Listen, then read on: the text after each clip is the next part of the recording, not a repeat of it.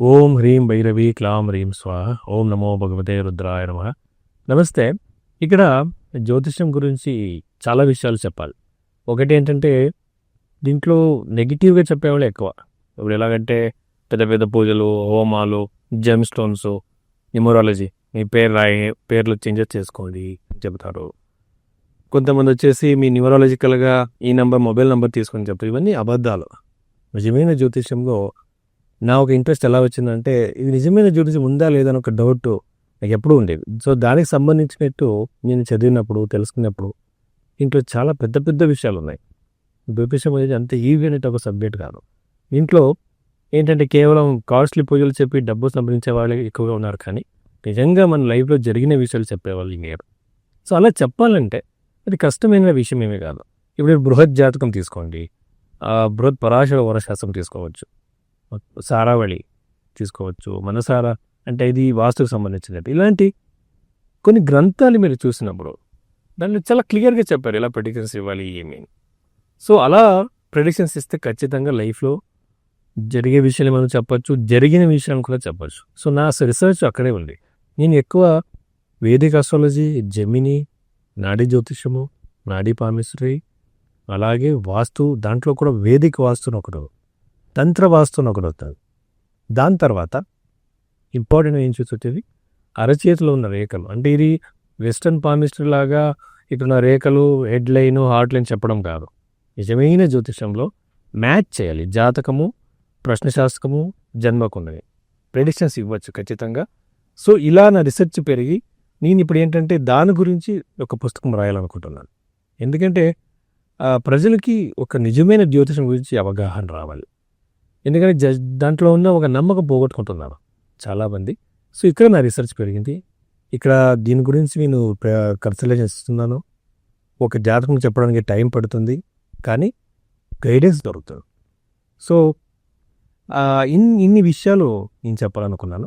వృషభ రాశికి సంబంధించినట్టు సెప్టెంబర్ నెలలో జరిగిపోయే విషయాల గురించి మనము ఫోకస్ చేయడం అయితే, వృషభ రాశికి అధిపతి ఎవరు? శుక్రుడు. శుక్రుడు అంటే మీరు ఒక విషయం తెలుసుకోవాలి. ఒక పెద్ద అస్ట్రాలజర్, నాకు చాలా రెస్పెక్ట్, సక్సేనా అనేసి ఆయన ఒక పుస్తకం రాశాడు. అది వచ్చేసి నాడీ జ్యోతిషం మీద, వీనస్ అని. శుక్రుడికి సంబంధించిన ఏకమాత్రమైన ఒకే గ్రహానికి సంబంధించిన ఒక పుస్తకము. ఆ పుస్తకంలో శుక్రుడికి సంబంధించిన మాత్రమే రాశారు. శుక్రుడు అంటే ఏంటండి?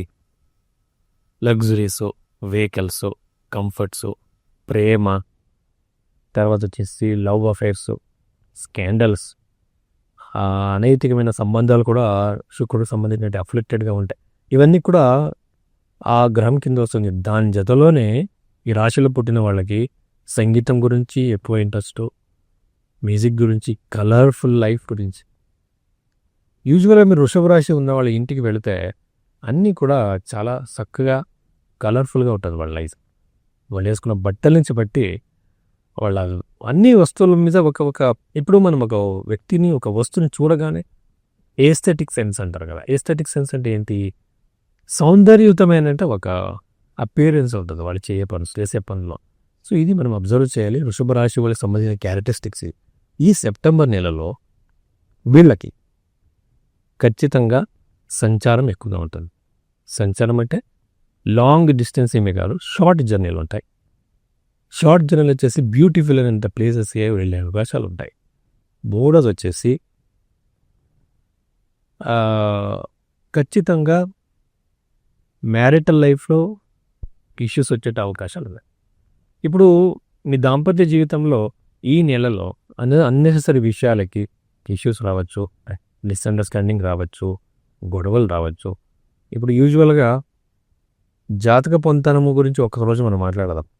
మనం ఏం చేస్తారంటే ఈ జాతక పొంతనం అనేసి ఒక కంప్యూటరైజ్డ్ ఒక మ్యారేజ్ మ్యాచ్ రిపోర్ట్ ఇస్తారు.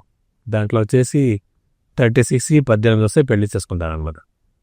ఇది ఎంత పెద్ద తప్పు అంటే ఒక మనిషిది కంప్లీట్ లైఫ్ గురించి మనం తెలుసుకోకుండా పెళ్లి చేసుకోవడం ఎంత పెద్ద తప్పు. సో అది వాళ్ళు ఏం చేస్తారంటే అలా పెళ్లి చేసుకునేస్తారు. సెపరేషన్ ఛాన్సెస్, డివోర్స్ ఛాన్సెస్ ఎక్కువగా ఉంటుంది అక్కడ. సో ఇక్కడ కూడా నేనేం చెప్తానంటే యూజువల్గా ఇలాంటి వృషభ రాశి గురించి మాట్లాడేటప్పుడు సప్తమ భావంలో కుజుడు వచ్చాడు కాబట్టి, కుజుడు ఇక్కడ 5వ ఇంట్లో ఉన్నాడు కాబట్టి ఎంత మంచిదేమీ కాదు. ప్రేమికులకి లవ్ రిలేషన్షిప్స్కి, అలాగే మ్యారిటల్ లైఫ్. కానీ ఈ నెల తర్వాత నేను మాట్లాడడం లేదు. ఈ నెల లోపల ఖచ్చితంగా దాంపత్య జీవితంలో ఖచ్చితంగా ఇష్యూస్ వస్తాయి. అలాగే గవర్నమెంట్ జాబ్కి ట్రై చేస్తున్న వాళ్ళకి చాలా మంచిది అది. ఈ గవర్నమెంట్ జాబ్కి ట్రై చేస్తున్న వాళ్ళకి చాలా మంచిది, హ్యాపీనెస్ ఉంటుంది. ప్రమోషన్కి ట్రై చేస్తున్న వాళ్ళకి కూడా చాలా మంచిది. అలాగే కొత్త విషయాలపై రీసెర్చ్ చేస్తున్న వాళ్ళకి కూడా మంచిది. అలాగే ఇంకొక విషయం ఏంటంటే, చతుర్థ భావం అఫ్లిక్టెడ్గా ఉంది, పీడితం అవ్వడం వల్ల ఇంట్లో, గృహంలో వాళ్ళకి ఇష్యూస్ ఉంటుంది, గొడవలు ఉంటాయి. కొన్ని వాళ్ళ ఇంట్లోనే చిన్న చిన్న విషయాలు గొడవలు రావచ్చు. దాన్ని సరి చేసుకోవచ్చు. ఈ సరి చేసుకోవడం అంటే ఏంటి? పెద్ద పెద్ద హోమాలు, పెద్ద పెద్ద పూజలు ఇలాంటివి కాదు. మన మనస్తత్వం చేంజ్ చేసుకోవాలి, మన క్యారెక్టర్ మనం చేంజ్ చేసుకోవాలి, దాన్ని వర్క్ చేయాలి. ఎందుకంటే ప్రతి ఒక్క మనిషి ఒక సైకలాజికల్ దీంట్లో పుడతాడనమాట. అలా పుట్టినప్పుడు ఒక మనస్తత్వాన్ని చేంజ్ చేసుకున్నట్టు ఒక బాధ్యత మన మీదే ఉంటుంది అనమాట. ఇది మీరు అర్థం చేసుకోవాలి. సో అందుకని నేను చెప్పేది ఏంటంటే, మీరు ఒక పర్సనాలిటీ మీద వర్క్ చేయాలి. నమస్తే. చాలామంది ఏమనుకుంటున్నారంటే 5 నిమిషాలు 2 నిమిషాలు ప్రిడిక్షన్స్ ఇవ్వచ్చు అనుకుంటారు. అలా ఇంటింటికి ఒక జ్యోతిష్యుడు ఉంటాడు. ఇప్పుడు రీసెంట్గా చూస్తుంటే అందరూ వీడియోస్ చేస్తున్నారు. జ్యోతిష్యుడు నీ పాస్ట్ లైఫ్లో జరిగిన కొన్ని విషయాన్ని చెప్పాలి. వాడు పాస్ట్ లైఫ్లో జరిగిన విషయాలు చెప్పాలి అంటే, అవి ఈవెంట్స్ చెప్పాలంటే మీ జాతకంని మీరు ఇచ్చిన టైం మీద లేదా చూసుకోవాలి. మీరు ఇచ్చిన బర్త్ టైం సరిగ్గా ఉందా లేదా చూడాలి. ఆ బర్త్ టైం చూసి కరెక్ట్గా ఉంటే మీ పాస్ట్ ఈవెంట్స్ చెబుతాడు. పాస్ట్ ఈవెంట్ చెప్పిన మనిషి మీ ఫ్యూచర్ ఈవెంట్ కూడా చెబుతాడు. కానీ ఎంతోమంది పెద్ద పెద్ద పూజలు, హోమాలు, రుద్రాక్షలు, కాస్ట్లీ పూజలు చెబుతుంటారు. ఇవన్నీ జ్యోతిష్యంలో లేవు. జ్యోతిష్యంలో ఉన్నది ఏంటంటే దానాలు మరియు మంత్ర జపలు మాత్రమే. ఈ రెమెడీ నిజమైన జ్యోతిష్పిస్తాడు. న్యూమరాలజీ రెమెడీస్ ఒక పేపర్లో మీ కష్టం రాసి కాల్ చేయని చెప్పేట మ్యాజికల్ రెమెడీ ఏ జ్యోతిషుడు ఇవ్వడు. నిజమైన జ్యోతిషుడు మీ డెస్టినీని ఒప్పుకోవడానికి మీకు హెల్ప్ చేస్తాడు. మీ యొక్క జాతకంని డీటెయిల్గా చూస్తాడు. అంటే నవాంశ, ఇప్పుడు పెళ్లి గురించి అడగడం అయితే లగ్న చాటు, నవాంశ చాటు, సప్తాంశ చాటు, ట్రాన్సిట్, అష్టక వర్గము, ప్రశ్న చాటు, తర్వాత అరచే అన్నీ కంబైన్ చేసి ప్రెడిక్షన్స్ ఇవ్వాలి. టైం పడుతుంది. ఆ రెస్పెక్ట్ మీరు కూడా ఇవ్వాలి. అస్ట్రాలజీ అంత టైం ఇవ్వాలి, స్పేస్ ఇవ్వాలి.